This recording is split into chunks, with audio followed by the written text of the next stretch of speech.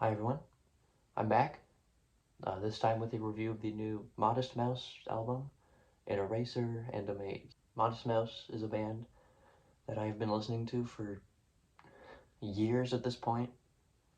I remember listening to Dashboard over and over again in like 8th grade. They've been putting out music pretty consistently since like the early 90s, mid 90s. The most substantial album, at least from their original run, was The Lonesome Crowded West, which I'm sure many people watching this have probably heard already. Some of the best songs of the late 90s, especially Teeth Like God's Shoe Shine, which is one of the best opening tracks just of all time, at least for me. Then, of course, in 2004, they released Float On, which is their biggest single, no doubt about that. It launched them into, the mainstream. They were known in like indie circles and like rock circles in the 90s because their albums were such widely acclaimed releases, but like the public conscience wasn't as aware of them until they released that song and it became such a gigantic hit. It's still played on radios to this day, maybe a bit too much, but to this day. I think even the album that went along with Float On, Good News for People Who Love Bad News, is, maybe even a bit underrated now, especially back then.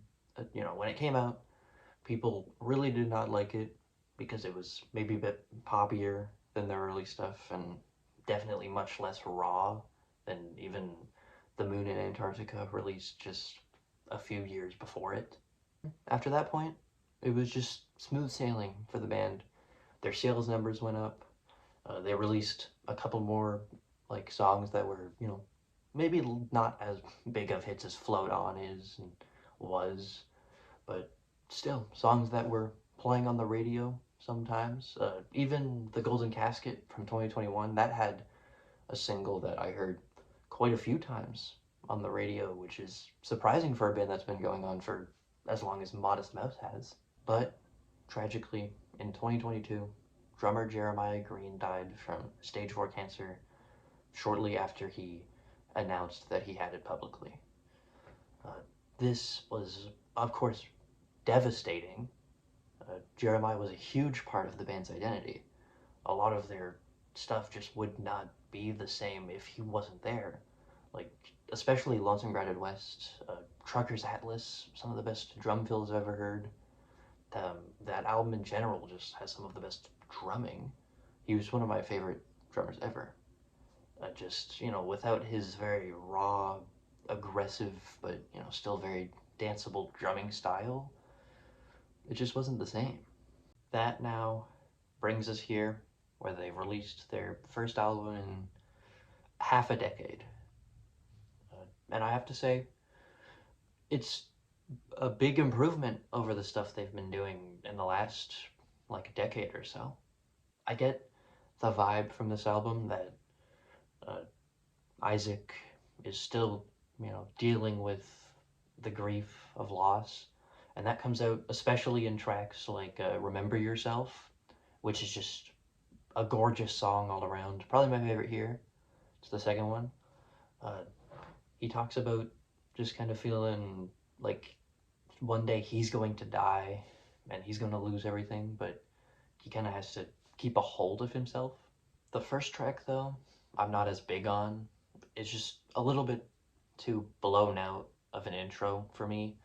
Uh, Modest Mouse intros are usually high energy, but for me, it's just too loud. It just kind of feels like Imagine Dragons chorus kind of thing. It's a little bit annoying. But then, obviously, as I just mentioned, Remember Yourself makes up for it. It's just a devastating song. The band also leans into more electronic elements, which they did on Golden Casket as well, but there it didn't feel like it was as well performed as it is here. Ron Fruit, especially, a track much later on, has this sort of very dark EDM beat Feels like something I would have heard in like the 90s in like a Matrix movie or something. But then, of course, the electric guitars join in and they harmonize and they kind of drown out the low electronics. Dog Bed in Heaven is, more of a folk song in the midpoint of the track list. They've done folk tracks in the past, or folk-ish tracks, like Jesus Christ Was an Only Child from Lonesome Crowded West, or Bukowski from Good News. But this song gains a sort of old-timey Bob Dylan effect, something that Bob would have done on At Times They Are a Changin', or even like Freewheelin'. Then, about two-thirds in, the song just abruptly switches into Give It a Skeleton, which is a complete tonal shift, much more, electronic in its instruments and much grander. Uh, the drums just hit much harder. They're just pounding the whole time compared to the uh, previous part of the song, which was very laid back. His sort of folkish vocal timbre changes into his regular singing voice, but the poetic lyrics stay relatively the same. There still are much poppier songs in this thing that I think are actually done very well. Speak and Spell, especially, it's very fun, it's very vibrant, it's very catchy, but it also just feels very happy. Like he's kind of, by this point, less wallowing in sorrow and more just enjoying life, which, after everything we've heard up to this point, is a breath of fresh air and it feels very good to hear. Also, the single release for the album, Look How Far, which, isn't as happy as Speak and Spell, but it goes by very fast. There's a lot of high energy to the track that I really love. Because this is a Modest Mouse album, there must be a weird song at some point, and they do that with a song about nothing, which the entire time pretty much just reiterates, this is a song about nothing, sing along. It reminds me of like Hey Ya in its concept, just making fun of mindless pop songs, telling you to just consume it without thinking. But there are some actually very well written verses that only last about 4 lines each. The closing track, Impossible Some Days, is a little bit anticlimactic for this. I feel like they could have ended with Look How Far, but still, it's a catchy song.